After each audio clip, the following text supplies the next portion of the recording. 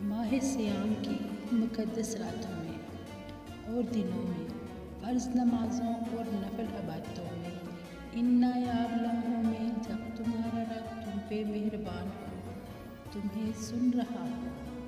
تم پہ اس کی نظر و کرم ہو جائے،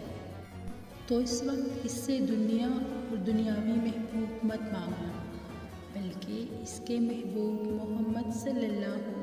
علیہ وآلہ وسلم کی محبت مانگنا۔ دنیا کا مال مت مانگنا، بلکہ آخرت میں نجات، مغفرت اور شفاعت مانگنا۔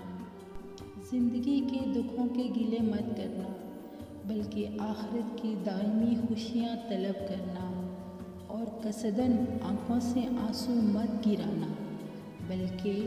اس وقت کا انتظار کرنا جب اس کی اور اس کے حبیب کی محبت میں تمہارے جسم پر از خود کپکپاہٹ طاری ہو جائے، جسم کے رونگٹے رعب الہی سے کھڑے ہو جائیں اور آنکھیں گرم نمکین آنسوؤں سے لبریز ہو جائیں۔ پھر ان آنسوؤں کو پوچھنا مت، بہنے دینا اس وقت تک